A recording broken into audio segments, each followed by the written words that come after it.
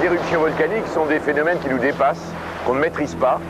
Les volcans sont d'immenses machines géologiques, des bêtes géologiques qui peuvent écraser l'homme avec une facilité déconcertante. Eh bien, il se trouve qu'au Japon, on maîtrise un volcan, on le dompte. Ça me gêne personnellement parce que je préfère qu'on laisse vivre les volcans et qu'on les protège.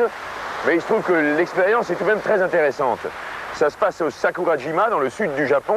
Il y avait eu une très grosse éruption en 1914, avec entre autres de très grosses coulées de lave qui s'étaient jetées en mer, faisant de très gros panaches de vapeur blanc, comme celui qui est derrière moi ici. Et en 1955, ce Sakurajima s'est remis en éruption, et depuis 1955, tous les 2 ou 3 jours, il explose.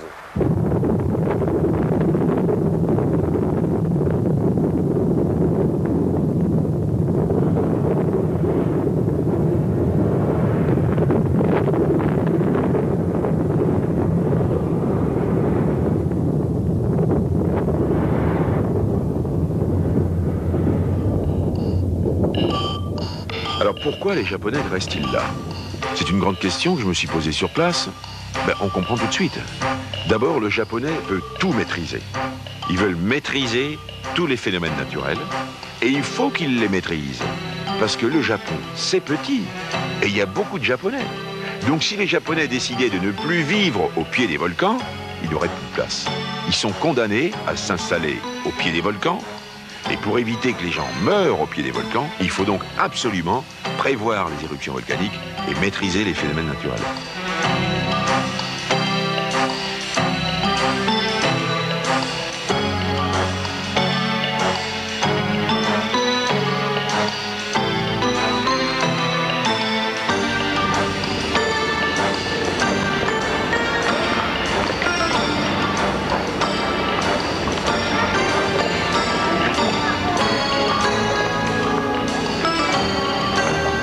Au Sakurajima, il ne fait pas que tomber de la pluie, mais il tombe également des cendres et des blocs à chaque explosion. Des blocs parfois énormes, de la taille d'une voiture, qui tombent sur les maisons, qui tombent sur les hôtels, sur les routes.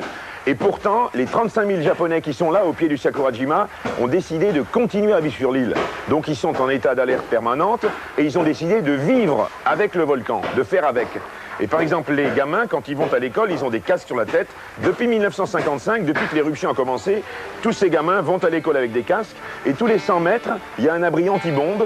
Donc s'il y a jamais une explosion qui se produit, ils se précipitent dans l'abri et ils attendent que l'alerte passe.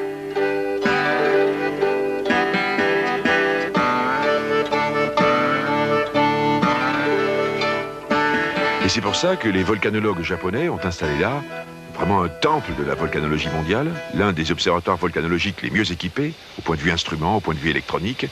Et ils sont tellement perfectionnés, tellement sophistiqués aujourd'hui, qu'ils sont capables de prévoir pratiquement toutes les explosions de ce volcan entre 3, 4 heures, 5 heures avant qu'elles se produisent. Ils vont même plus loin, puisqu'ils font des simulations d'éruption. C'est-à-dire qu'ils imaginent que la lave sort en 2 points donnés du volcan. Et ils peuvent simuler la progression des coulées de lave. Ils peuvent savoir à quelle vitesse les coulées de lave vont descendre, quelles sont les zones qui vont être détruites, et à quelle vitesse elles le seront, et même quelle sera l'épaisseur à la fin de la coulée de lave sur les régions détruites.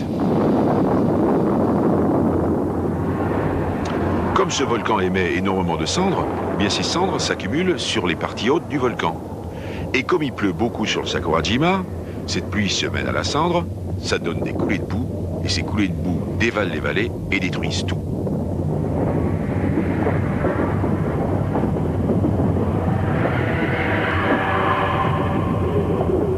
Et pour empêcher que ces coulées de boue détruisent, eh bien, les Japonais ont décidé de maîtriser les coulées de boue. Et c'est ce qu'ils font. Ils ont fait des travaux absolument immenses, avec des barrages en béton, des canalisations, des digues.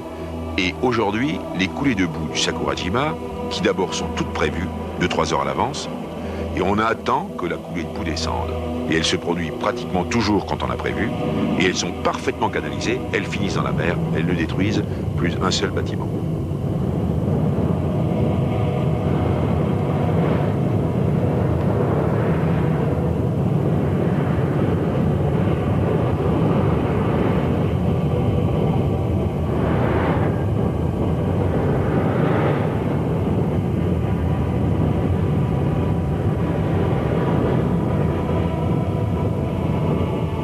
Ils ont même des caméras de télévision qui sont réparties le long du cheminement de la coulée de boue.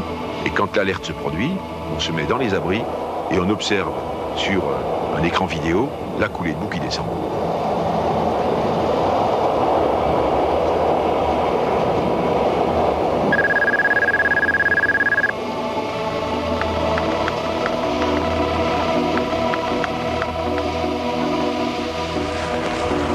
Presque chaque matin, on est bon pour enlever les cendres sur les pare-brises de nos voitures à cause des explosions de la nuit.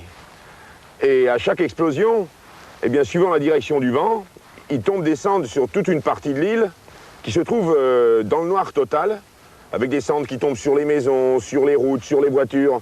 Ça devient une atmosphère absolument irrespirable. Et à ce moment-là, par exemple dans les écoles, eh bien, on ferme toutes les issues et on met l'air conditionné en route avec des filtres pour filtrer les cendres volcaniques qui risquent d'entrer dans les habitations. Et encore là, j'ai de la chance parce que parfois les explosions sont tellement fortes que ça fait éclater les pare-brises des voitures. Katia, mets les essuie-glaces en route là. Ah!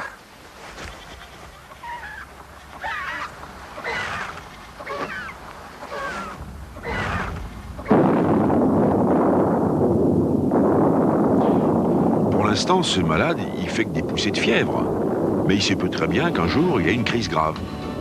Et alors là, les Japonais sont prêts. Ils sont capables d'évacuer toute l'île en moins d'1 heure. 35 000 personnes en moins d'1 heure. Et ils simulent chaque année le 12 janvier. Le 12 janvier, c'est la date anniversaire de l'éruption de 1914, qui avait été un véritable cataclysme. Eh bien, le 12 janvier, il y a les bateaux de guerre qui viennent là, les hélicoptères de la protection civile, de la police, des pompiers qui arrivent là, et on essaye d'évacuer tout le monde en moins de 2 heures. Chacun sait exactement ce qu'il doit faire quand la sirène retentit. Tout homme de l'île sait qu'il doit prendre telle rue pour arriver à tel port où il aura telle place sur un bateau. Il n'est laissé absolument rien au hasard. Et je suis pratiquement persuadé que si une grosse éruption se produit, il n'y aura pas une seule victime sur le Sakurajima, mis à part mes collègues les volcanologues, qui sont forcément obligés de rester pour essayer de comprendre comment fonctionne le volcan et pour dire aux gens ce qui va se passer.